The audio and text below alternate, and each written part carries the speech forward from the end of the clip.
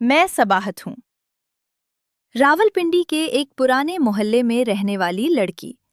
मोहल्ला मखलूत था। पंजाबी, मुहाजिर और चंद पठान खानदान भी रहते थे। हमारे घर के बिल्कुल सामने वाले मकान में एक पठान खानदान आबाद था। उनका बेटा आसिफ।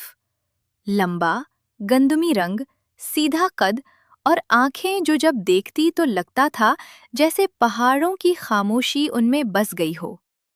वो उर्दू टूटी फूटी बोलता, पश्तो ज्यादा, मगर जब बोलता तो आवाज में एक भारीपन होता जो कानों में उतर जाता। मैंने उसे पहली बार तब देखा जब वो अपने घर की छत पर कबूतर उड़ा रहा था। मैं अपने घर की बालकनी में कपड़े सूखा रही थी। नजरें मिल गईं। उसने सर हिलाया। मैंने भी।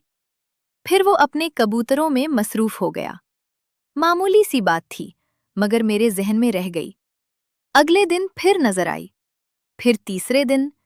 आहिस्ता आहिस्ता ये मामूल बन गया। सुबह शाम बालकनी और छत के दरमियान खामोश सलाम। मोहल्ले में सब उसे पठान लड़का कहकर पुकारते। वो कम मिलता जुलता। सुबह सवेरे निकलता, शाम को वापस आता। कभी कभार मोहल्ले की दुकान पर सिगरेट लेता तो मैं भी वहीं से गुजरती, सलाम हो जाता। एक दिन बारिश हो रही थी। मैं बगैर छतरी के निकली थी। आसिफ ने अपनी छतरी मेरी तरफ बढ़ा दी। ले, भीग मत। मैंने लिया। हम थोड़ी देर इकट्ठे चले। बारिश के शोर में उसने पूछा, तुम्हारा नाम? मैंने बताया। उसने अपना नाम बताया। फिर खामोशी। घर पहुंचे तो उसने छतरी वापस लेते हुए कहा, कल फिर मिलेगी बारिश। मैं मुस्कुरा दी। उसके बाद बातें बढ़ीं। कभी दुकान पर, कभी मोहल्ले की गली में, कभी रात को जब सब सो रहे होते तो छत पर। आसिफ पश्तो में गीत गुनगुनाता। मैं उर्दू में जवाब देती। वो हंसता और कहता, तुम्हारी उर्दू मेरी पश्तो से ज्यादा मीठी है। मैं शर्मा जाती।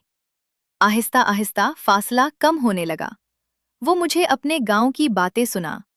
पहाड़, ठंडी हवा, बंदूकें जो दीवारों पर लटकी होतीं, और वो खामोशी जो शहर में नहीं मिलती। मैं उसे अपने कॉलेज की, किताबों की और घर की तन्हाई की बातें सुनाती। वो सुनता, वाकई सुनता। एक शाम मोहल्ले में बिजली चली गई। सब बाहर निकल आए। मैं भी।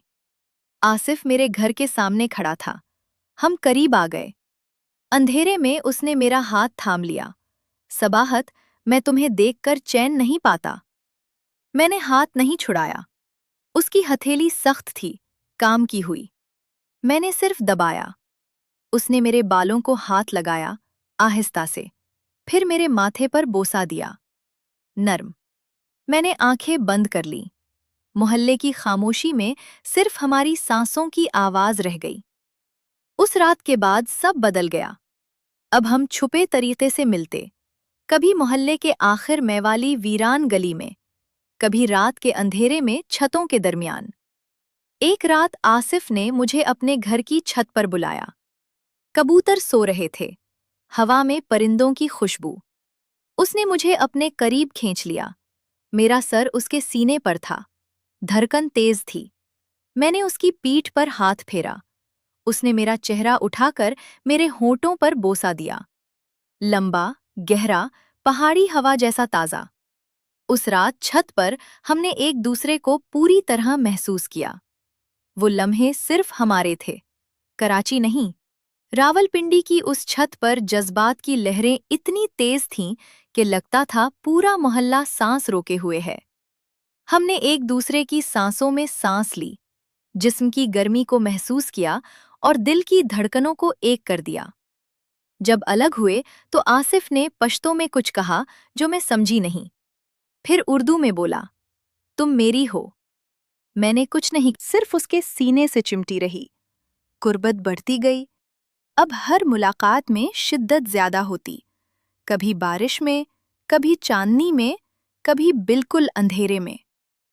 आसिफ मुझे अपने गांव ले जाने की बात करता। मैं हंस देती और कहती कि पहले मोहल्ले से निकलना सीखो। वो संजीदा हो जाता। मैं तुम्हें लेकर जाऊंगा एक दिन। मैं खामोश रहती। दिल चाहता था, मगर खौफ भी था। पठान लड़का, मोहल्ला, घर वाले, सब कुछ पेचीदा था। एक दिन मोहल्ले में बात फैल गई। किसी ने देख लिया था। सरगोशियां शुरू हो गईं। मेरी अम्मी ने पूछा तो मैंने टाल दिया। आसिफ के घर वालों ने भी उसे डांटा।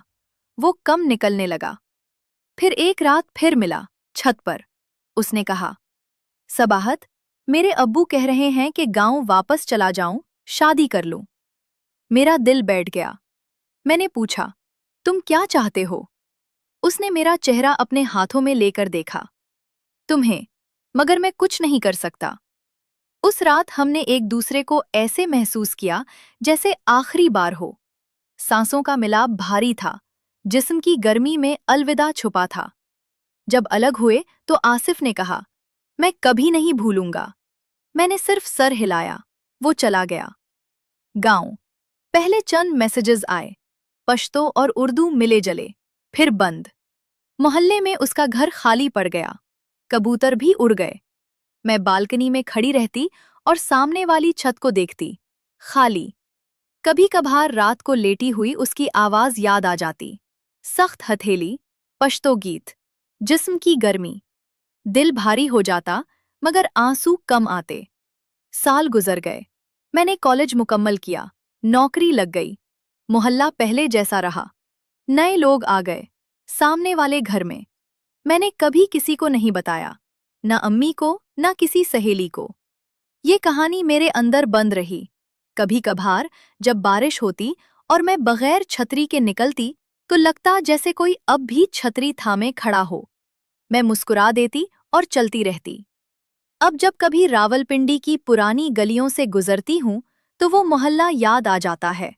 वो पठान लड़का जो कबूतर उड़ाता था, जो टूटी फूटी उर्दू बोलता था, जो मेरे माथे पर बोसा देकर सब कुछ बदल गया था।